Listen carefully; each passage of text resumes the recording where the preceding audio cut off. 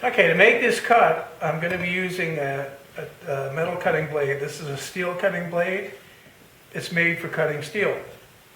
If you're going to be cutting aluminum, this strip is steel. If you're going to be cutting aluminum, you can do it with a regular woodworking blade. So what I'm going to do now is I'm going to put this blade on my saw, and I'm going to do a couple test cuts. Okay, now I've got the blade put on. The first thing I want to do is make a couple of test cuts to make sure that I have a material that's going to fit the curve. It's really better if you find a piece of steel that matches pretty much exactly the thickness of the kerf. Generally, when you look around your garage, workshop, wherever, hardware store, you're going to find something that's the right thickness that you can get that locking blade out of. And then all you need to do is carefully lay it out and cut it out with a hacksaw or a grinder or whatever. Okay, so I've got my depth of cut set. It's time to start cutting. And I set my fence until it's exactly at 1 inch, and then I can start cutting.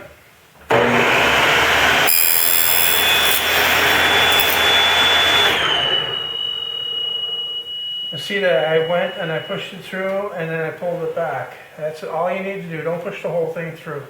As long as you're holding up tight against the fence, you can pull it through, no problem. So I'm going to check my material in that. Look at that. That is a beautiful fit. So here's the magic, and there's really not much to it. You move the fence over exactly a 1/4 inch and make the next cut.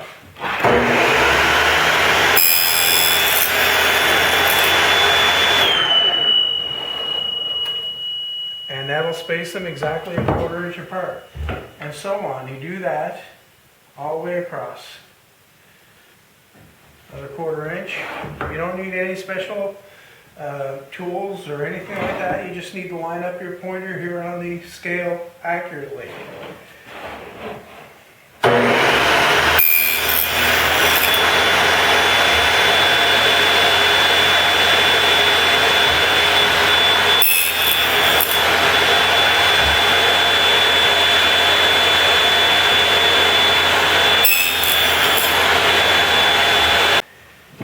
Finished cutting that side. All the notches are cut. They're spaced exactly a 1/4 inch apart, and you can verify that with your tape afterwards. This side is done. What I got to do is the other side. To do the other side, like I say, I've got to come up a little bit higher, so I've got to raise my blade. Plus, I've got to compensate for the thickness of this block. The blade is set. I'll start cutting. All I need to do is do the same thing again, except on this side.